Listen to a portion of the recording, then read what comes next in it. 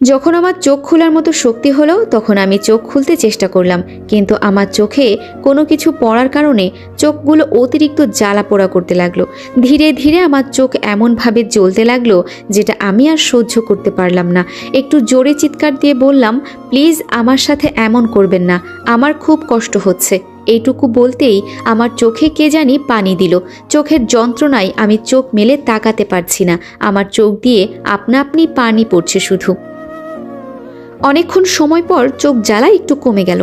এবার চোখ মেলে সামনে তাকিয়ে দেখি রিয়া আমার সামনে মরিচের গুঁড়ো এক হাতে নিয়ে বসে আছে, আর রিয়ার পেছনে সেতু দাঁড়িয়ে আছে। আমাকে চোখ খুলতে দেখে রিয়া বলল, এভাবে তোকে ছেড়ে দিব না, তবে তোকে এমনভাবে শাস্তি দিয়ে মারবো না তুই নিজেই তখন মরার জন্য আমার কাছে অনুরোধ করবি। এবার আমি রিয়ার দিকে তাকিয়ে বললাম, বাহির থেকে যে কাউকে দেখলে মনে হবে না যে তার ভেতরে এত নোংরা ভরা আছে। বাহিরে কি নিষ্পাপ চেহারা না, কিন্তু তার ভেতরে ভেতরে যে এত নোংরামি দিয়ে ভরা থাকবে সেটা আমি জানতাম না।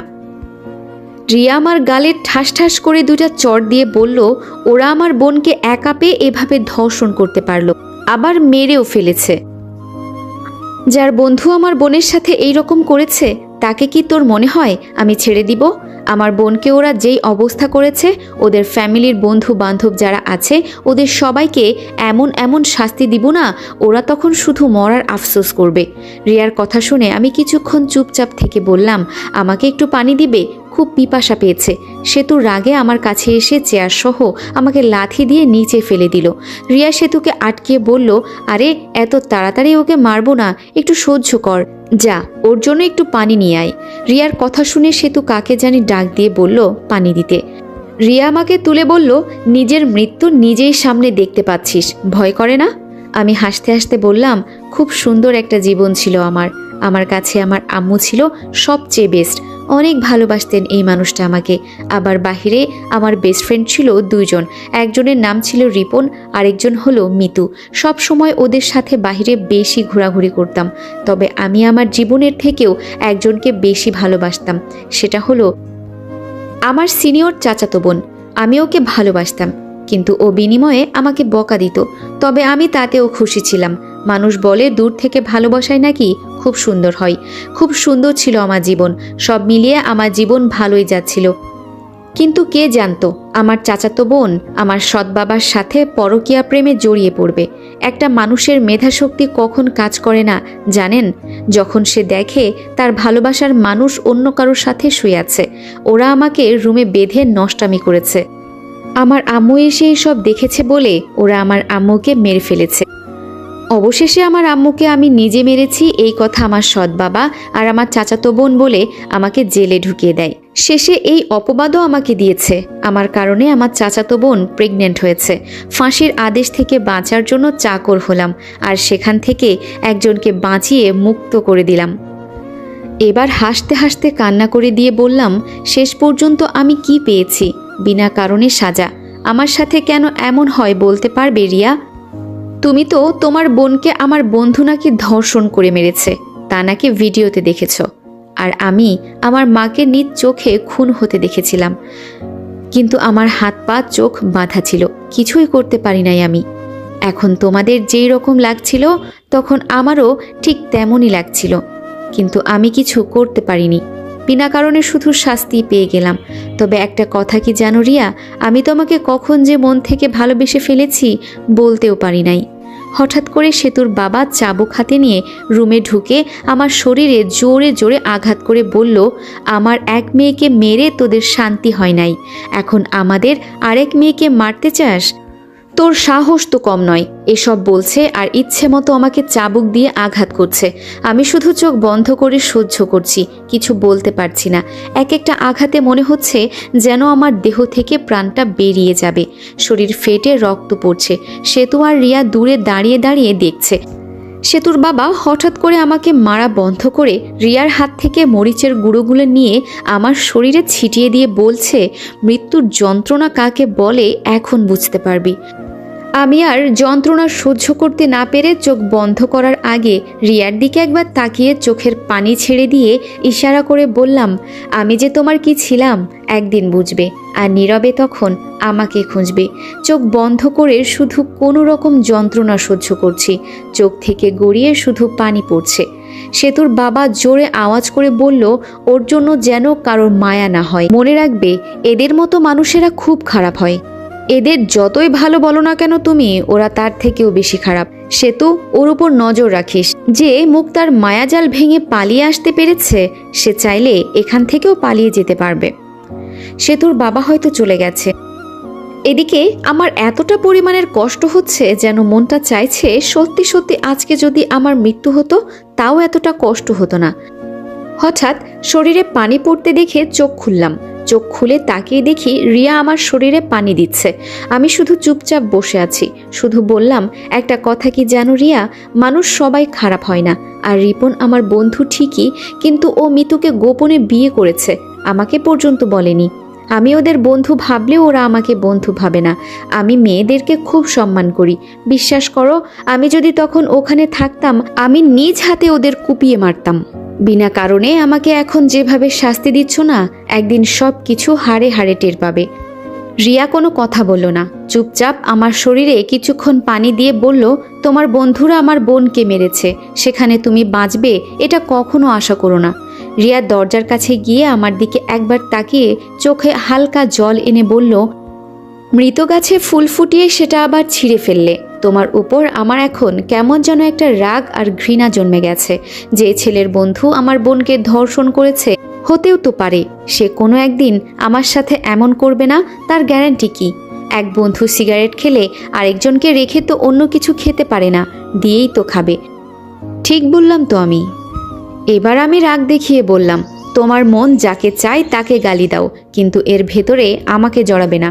আর তোমাকে ভালোবাসি দেখে এই কথা বলতে পারলে, এত যে রূপের অহংকার করছো, এই রূপ একদিন থাকবে। আমার কি থাকবে না থাকবে তাতে তোর কি? আমার বিষয় আমি দেখে নিব। আর শালা লোভী কোথাকার, যেদিন শুনেছে আমি এখানকার রানী হব, সেদিন থেকে নাকি আমাকে ভালোবাসে। তুই এত নাটক কিভাবে করিস?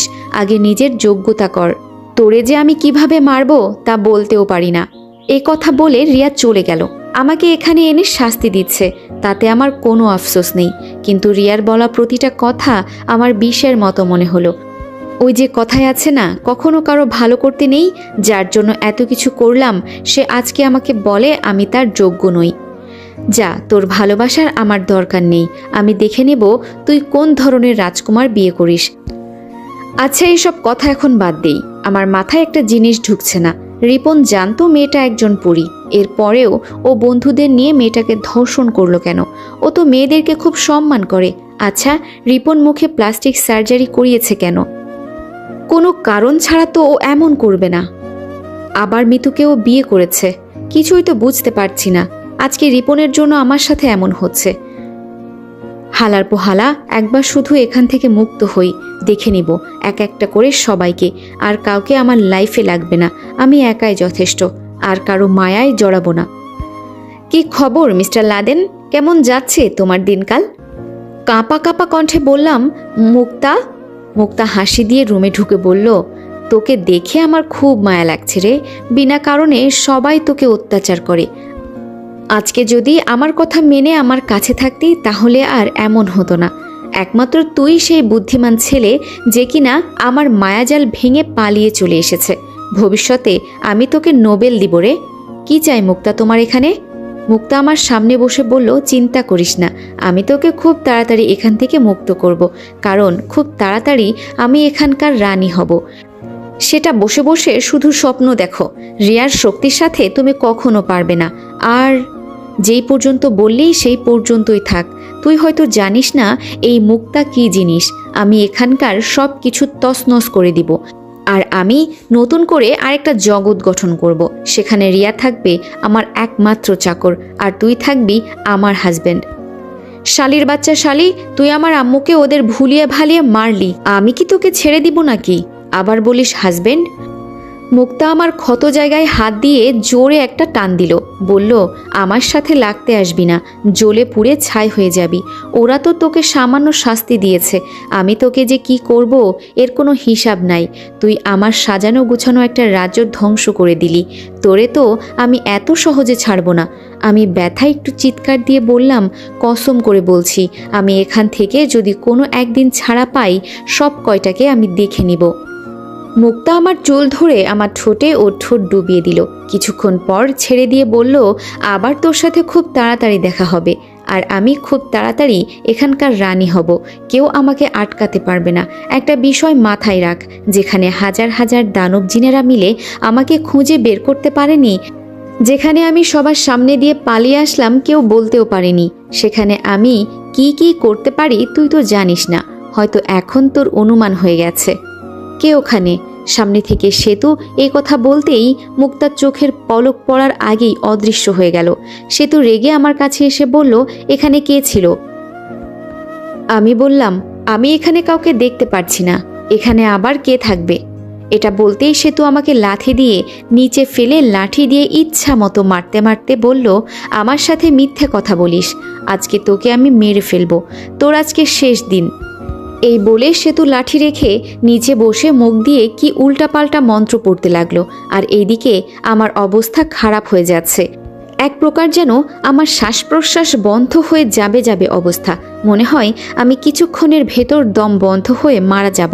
এখন দুইজনের চেহারাটা আমার সামনে দৃশ্যমান হচ্ছে। এক জায়গায় আমার আম্মু দাঁড়ানো, আর অন্য পাশে রিয়া দাঁড়িয়ে আছে। দুইজন আমাকে দুই দিক থেকে ডাকছে। জানি না এখন আমার কার কাছে যাওয়া উচিত। হঠাৎ করে রিয়া কোথায় থেকে এসে জোরে চিৎকার দিয়ে বলল, সেতু তুই কি পাগল হলি নাকি? আমি বলছি তো ওকে এভাবে মারব না। তোকে বলা হয়েছিল ওকে চোখে চোখে রাখবি, যেন পালাতে না পারে। আর তুই? সেতু আমাকে ছেড়ে রেগে বলল, বা আপু বা, তাহলে তুমিও ওর প্রেমে পড়ে গেলে? ছি ছি, তুমি জানো না এটা ওর বন্ধু, আমার বড় বোনকে, তাও তুমি। রিয়া চুপচাপ এক কোনায় গিয়ে বসলো। আমার শরীর ফেটে রক্ত পড়ছে। ধীরে ধীরে আমার শক্তি যেন শেষ হয়ে যাচ্ছে। রিয়া আমার কাছে এসে বলল, কি হয়েছিল রে সেতু, যার কারণে তুই এত রেগে গেলি? সেতু রেগে বলল, কি হয়েছিল না তাই বলো। ও কার সাথে যেন গোপনে কথা বলছিল। আমি এসেছি দেখে হঠাৎ সবকিছু উধাও হয়ে গেল। আমি বলেছি কে এখানে ছিল, ও বলতে চাচ্ছে না, তাই রেগে গেলাম। রিয়া আমাকে লাথি মেরে নিচে ফেলে বলল, কুত্তার বাচ্চা, তুই এখান থেকে পালাতে চাস আর পালিয়ে গিয়ে আমাদের উপর প্রতিশোধ নিবি? তোকে আর বাঁচিয়ে রাখবো না। আজকেই তোর শরীর এমনভাবে টুকরো টুকরো করব যে কেউ তোর শরীরের মাংসগুলো খুঁজেও পাবে না। আমি শুধু চোখ বন্ধ করে রক্তমাখা মুখে বললাম, রিয়া, আমাকে তুমি মেরে ফেলবে তাই না? মেরেই ফেলো, তাতে আমার কোনো সমস্যা নেই। আমার এই পৃথিবীতে তেমন কেউ নেই। তবে একটা আফসোস, বিনা কারণে আমার সাথে যে অন্যায়টা করলে না, একদিন এর সাজা তুমি পাবে। তুই আমাকে আবার কি করবি রে? আজকের পর থেকে তুই তো আর এখান থেকে বেঁচে ফিরতে পারবি না। তা কে কাকে মারবে শুনি? মুক্তা হাসি মুখে রুমের ভেতরে ঢুকে এই কথা বলল। সেতু মুক্তাকে দেখে সাথে সাথে লাফ দিয়ে যেই মুক্তার কাছে যাবে, তখন মুক্তা হাতে ইশারা করে সেতুকে দূরে ফেলে দিয়ে হাসতে হাসতে বলল, ওগো আমাদের মহারানী, বাহিরে আপনাদের পরী জিনেরা একের পর এক মারা যাচ্ছে, আর তুমি এখানে কি করো? নাকি এখানকার রানী হয়ে পালাতে চেষ্টা করছো? মুক্তার বলা কথাগুলো শুনে রিয়া দৌড় দিয়ে বাহিরে চলে গেল।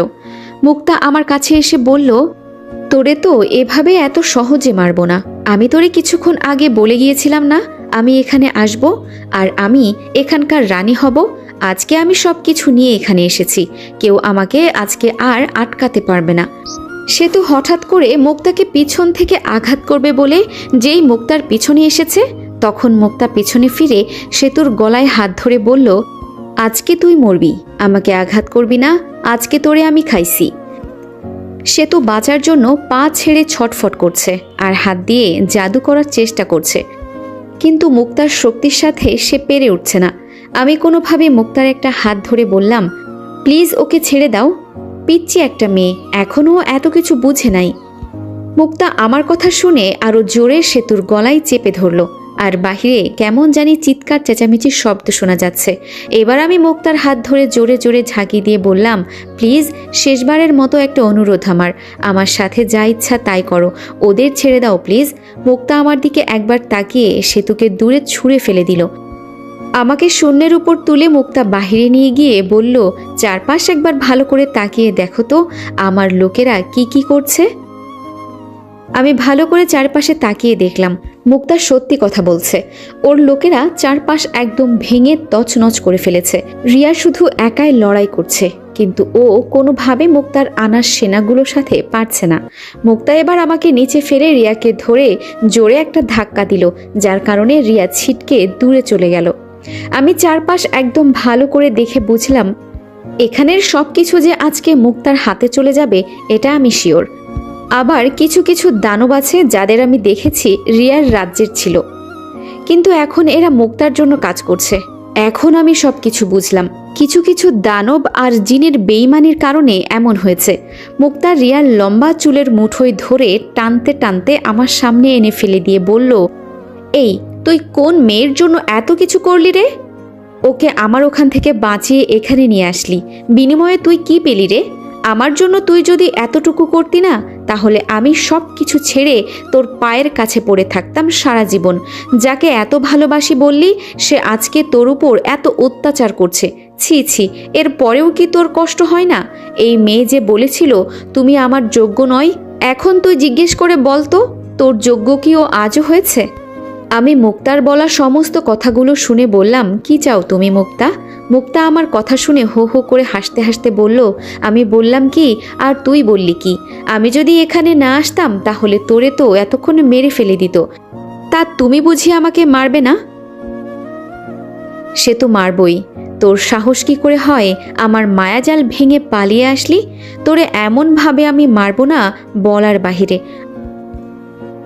আর আমার প্রাণের প্রিয় বোন রিয়া, তুমি যে এখানে রানী হলে, একবার চারপাশে তাকিয়ে দেখো তো এরা সবাই কার রাজ্যের? এরা সবাই এখানে তোমার রাজ্যের। আমি সব কয়টাকে কিনে নিয়েছি, বিনিময়ে ওরা যা চেয়েছে আমি তাই দিয়েছি। এখন ভালো করে চিন্তা ভাবনা করে দেখো তো তুমি কি আজও এখানকার রানী হবার ক্ষমতা রাখো? আহারে, আমার প্রিয় বোনের শরীর থেকে কি পরিমাণ রক্ত বের হচ্ছে। চিন্তা করো না বোন, তোমাকে একেবারে চির বিদায় করে দিব একটু পর। আর তোমাকে কথা বলতে হবে না, কষ্ট হচ্ছে খুব, তাই না? কোনো মতে দাঁড়িয়ে মুক্তার সামনে গিয়ে বললাম, তুমি এখানকার রানী আর যাই হও না কেন, তাতে আমার কোনো কিছুই এসে যায় না। ওরা তো তোমার কোনো ক্ষতি করে নাই, ওদের ছেড়ে দাও। ওরা এখান থেকে বহু দূরে চলে যাবে। মুক্তা রিয়াকে ছুঁড়ে ফেলে দিয়ে আমাকে ধরে রিয়ার সামনে নিয়ে গিয়ে বলল, এই মেয়ের শরীরে কি এমন আছে রে যার জন্য তুই এত পাগল? ওর শরীরে যা আছে আমার শরীরেও তো তাই আছে। তুই ওকে কেন পছন্দ করিস? এই তোরা সবাই বলতো, আমার শরীরে কি এর থেকে কোনো অংশে কম আছে? তোরে এত মারার পর আবার তোরে ডেকে নিয়ে গিয়ে সবার সামনে অপমান করেছে, এরপরেও তোর মন থেকে ওর জন্য ভালোবাসা গেল না? মুক্তা, কখনো কি শুনেছ ভালোবাসার চেহারা দেখে হয়? ভালোবাসতে লাগে সুন্দর একটা মন। জানি না ওরে আমার কিভাবে পছন্দ হয়ে গেছে, তবে ও আমার সাথে যা করলো না, তাতে আমার মন থেকে ওর জন্য ভালোবাসা উঠে গেছে। তাও ওই কথাই আছে না, ভালোবাসার মানুষকে কখনো বিপদে ফেলতে নেই। আমি এই কথা বলে রিয়ার দিকে একবার তাকালাম। রিয়া আমার দিকে কান্না দৃষ্টিতে একবার তাকিয়ে লাফ দিয়ে উঠে মুক্তাকে দূরে ফেলে দিয়ে বলছে, আজকে তোরে আমি ছাড়ব না। তোর সাহস কি করে হয় আমাদের রাজ্যে আসতে? মুক্তা দাঁড়িয়ে হু হু করে হাসতে হাসতে বলল, তুই আমার সাথে পারবি মনে হয়? আমি কালো জাদু করে আমার নিজের শক্তি বাড়িয়ে নিয়েছি। আমার সেনা সৈন্য সবাই কালো শক্তির অধিকারী। তোর কি মনে হয় আমি এতটাই বোকা? মুক্তা হাতের ইশারায় রিয়াকে ইচ্ছে মতো মারতে লাগলো। শেষ মুহূর্তে মুক্তা বলল, এখানে সবাই নাকি তোর সাথে একবার শুতে চাই আমার প্রিয় বোন। ওরা সবাই আমার কাছে এই আবদার করেছে, আমি কি সেটাকে ফেলে দিতে পারি তুই বল? আমি তো মুক্তার বলা কথাগুলো শুনে বোকা হয়ে গেলাম। মুক্তার কথাগুলো শুনে ভয়ে আমার শরীর থরথর করে কাঁপছে। হঠাৎ করে সেতুর বোনের কথা মনে পড়ে গেল। মুক্তা আমার কাছে এসে বলল, রিয়ার সাথে এখন সবাই মজা করবে, আর তারপর সবাইকে এক এক করে মারব। এরপরে চিন্তা ভাবনা করে বলবো তোরে কি করা যায়। তুই তার আগে চোখ বন্ধ করে নে। তোর সামনে তোর ভালোবাসার মানুষকে গণধর্ষণ করা হবে। ওই সেতুর বোনের সাথে যেমন হয়েছিল, এখন ঠিক ওর মতোই রিয়ার একই অবস্থা হবে। চোখ খোলা রাখলে সহ্য করতে পারবি তো? আমি আচমকা মুক্তার হাত ধরে বললাম, প্লিজ মুক্তা, তুমি এমন করো না। ও তোমার এক মায়ের পেটের বোন না হলেও ও তো তোমার সৎ বোন হয়। মুক্তা আমার হাত ছাড়িয়ে বলল, মায়াও তো তোর চাচাতো বোন ছিল না, যাকে একসময় তুই ভালোবাসতি? আর তোর সৎ বাবা কি তারে ছেড়ে দিয়েছিল? থাপ্পড় দিয়ে বলেছিল যে তুমি আমার মেয়ের মতো, তোমার সাথে আমি এমনটা করতে পারবো না। বলেছিল কি? আমি এবার মুক্তার কথা শুনে চোখ বন্ধ করে ফেললাম। আমি বুঝতে পারছি ও কি বোঝাতে চাইছে আমাকে। কি রে, চোখ বন্ধ করলি কেন? এখন উত্তর দে। জানি কিছু বলতে পারবি না। ও আমার সৎ বোন হয় না, ও আমার শত্রু হয়। আজকে দেখ আমি ওর কি করি। আমি চোখ মেলে একবার রিয়ার দিকে তাকালাম। রিয়া আমার দিকে অসহায় দৃষ্টিতে তাকিয়ে আছে। জানি রিয়া আমাকে এখন কিছু বলতে চাইছে, বলবে হয়তো, এবারের মতো আমাকে বাঁচিয়ে নাও না প্লিজ। মুক্তা হাতের ইশারা করতেই দুজন দানব রিয়ার দিকে যেতে লাগলো। আমি চোখ বন্ধ করে ফেললাম। আমি জানি এখন আমি শতবার মুক্তাকে বললেও ওরা রিয়াকে ছাড়বে না। সব কয়টা দানব আর জিনেরা সেতুর পরিবারের সবাইকে আটকে রেখেছে। কেউ যে এখানে রিয়াকে বাঁচাবে এমন কেউ নাই। আমি ভয়ে চোখ বন্ধ করে আছি। হঠাৎ করে আমার মতো দেখতে একজন হুবহু ব্যক্তি আমার সামনে দাঁড়িয়ে বলল, কি রে লাদেন, তোর লজ্জা করে না? তোর সামনে তোর গার্লফ্রেন্ডকে ওরা ছিঁড়ে ছিঁড়ে খাবে। ছি ছি, তোর মুখে আমি থুথু দেই। আমি শুধু জবাব দিলাম, ওরা কেউ জিন, কেউ পরী, আবার কেউ দানব। আমি ওদের সাথে পারবো কিভাবে?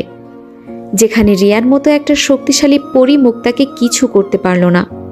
আমার মতো দেখতে ব্যক্তিটা হাসতে হাসতে উত্তর দিল, ভালোবাসার জন্য মানুষ সব কিছু করতে পারে, আর তুই এইটুকু করতে পারছিস না? চেষ্টা করে দেখ, তুই সব কিছু পারবি। মনে আছে মুক্তার ছাদের রুমের ভেতর থেকে যেই বইয়ের আলোটা তোর ভেতরে ঢুকেছিল? এটা হলো সবচেয়ে শক্তিশালী বই, যেটা দিয়ে মুক্তা পরীর রাজ্যের সমস্ত শক্তির অধিকারী হতে চেয়েছিল। এই জন্য এই বইটাও ও তৈরি করেছিল, কিন্তু একটা ভুলের কারণে ও সেই শক্তি পায় নাই। সেটা তোর ভেতরে আছে, এখনো সময় আছে। নিজের শক্তিকে কাজে লাগা। আর কত অপমানিত হবি? এখন তোর সময় এসেছে, সব কিছু পাল্টে দে, ছাড়বি না কাউকে। এইটুকু বলে আমার মতো দেখতে ব্যক্তিটা উধাও হয়ে গেল। আমার কানে রিয়ার আওয়াজ ভেসে আসছে। রিয়া কান্না করে বলছে, প্লিজ মুক্তা, আমার সাথে এমন করিস না। আমি না তোর সৎ বোন হই? আমি চোখ খুলে একবার সামনে তাকিয়ে দেখি রিয়াকে প্রায় ওরা অর্ধনগ্ন করে ফেলেছে। আর পাশ থেকে রিয়ার চাচা কান্না করে বলছে, এমনটা করিস না মা, তুই তো ওর বোন হোস। এগুলো দেখে আর সহ্য করতে না পেরে রাগে চোখ বন্ধ করে দিলাম। আর মুক্তা হু হু করে হাসতে হাসতে বলল, আজকে খেলা হবে রে। চোখ বন্ধ করতেই আমার শরীরে আলাদা একটা শক্তি চলে আসলো। বইয়ের একটা লাইন আমার চোখের সামনে চলে আসলো, যদি তুমি কোনোদিন বিপদে পড়ো তাহলে আমাকে তুমি ব্যবহার করো। আমাকে তুমি নিয়ন্ত্রণ করতে পারলে তুমি হবে সবচেয়ে শক্তিশালী এবং সমস্ত জাদুর অধিকারী। আমি মনে মনে সেটাই করতে লাগলাম। চোখ খোলার পর যেন আমার চোখ থেকে আগুন বের হবে মনে হচ্ছে। চোখের পলক পড়ার আগে রিয়ার কাছে গিয়ে দানবগুলোকে ধরে এমনভাবে মারতে লাগলাম, যার কারণে সব কয়টা জোরে জোরে চিৎকার করতে লাগলো। দানবগুলোর শরীর মাঝখানে দুই টুকরো করে দূরে ফেলে রিয়ার কাছে গিয়ে আমি আমার শরীর থেকে শার্টটা খুলে রিয়াকে পরিয়ে দিলাম। মুক্তা তো ভয়ে আমার দিকে তাকিয়ে আছে। এতক্ষণ মুক্তা খেলা দেখাচ্ছিল, এখন আমি দেখাবো। রিয়াকে দাঁড়িয়ে রেখে সব কয়টা দানব আর জিনকে ইচ্ছা মতো মারতে লাগলাম। এখন আমার শক্তি এমন হয়েছে যে আমি বাতাসের সাথে চলতে পারছি। মনে মনে আমি যা বলছি তাই হচ্ছে।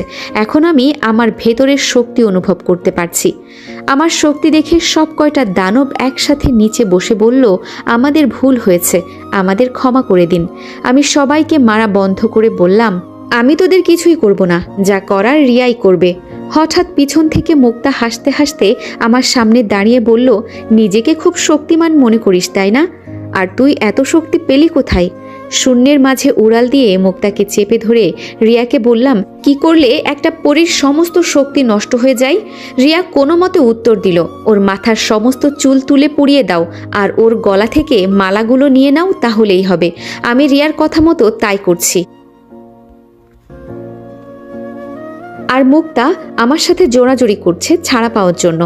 আমি শুধু বললাম যে এই বইটা তৈরি করেছিলি নিজের জন্য, আর আজকে সেটা আমার ভেতর। এখন চিন্তা করে দেখ আমি কতটা শক্তিশালী, তুই চাইলেও কিছু করতে পারবি না আমার। মুক্তা শুধু কান্না করে বলছে, প্লিজ আমার সাথে এমন করো না, আমি ভালো হয়ে যাব, তোমাকে কথা দিচ্ছি। আমি মুক্তার কথা না শুনে মুক্তাকে ধরে ওর চুল তুলে আগুনে লাগিয়ে দিলাম। মুক্তা জোরে চিৎকার করে কান্না করছে। দেখতে দেখতে মুক্তা অজ্ঞান হয়ে নিচে পড়ে গেল। রিয়া কাঁপতে কাঁপতে আমার সামনে এসে যেই আমাকে ধরবে, আমি রিয়াকে ধমক দিয়ে বললাম, তোর মতো অহংকারী মেয়ে আমাকে কোনো দিন ধরবি না, যার জন্য এত কিছু করলাম। আর সে আমাকে, তোর তো এই রাজ্যের রানী হবার দরকার ছিল না, দিয়ে গেলাম। আর আমি তোরে ভালোবাসি না, আর কোনো দিন আমার সামনে আসবি না, যা তোর মতো তুই থাক। লাদেন বাবা। পিছনে তাকিয়ে দেখলাম সেতুর বাবা দাঁড়িয়ে আছে। আমি আমার পিছনের ডানা বের করে মুক্তাকে ধরে বললাম, বেঈমান কোথাকার, তোদেরকে আমি এভাবে ছেড়ে দিব না। যদি কোনো দিন আমার সামনে দেখি না, ছাড়বো না তোদের কাউকে, মেরে ফেলবো। এজন্য বলছি আমার সামনে তোরা কেউ যাবি না। আর রিয়া, শেষ একটা কথা, অনেক ভালোবাসতাম আমি তোমাকে, তুমি আমার সাথে এমনটা করতে পারলে? এই বলে মুক্তাকে নিয়ে শূন্যে উড়াল দিলাম। কেমন জানি রিয়াকে ছেড়ে যেতে কষ্ট হচ্ছে, অনেক ভালোবাসতাম ওকে, কিন্তু ও কি করলো আমার সাথে? যেতে যেতে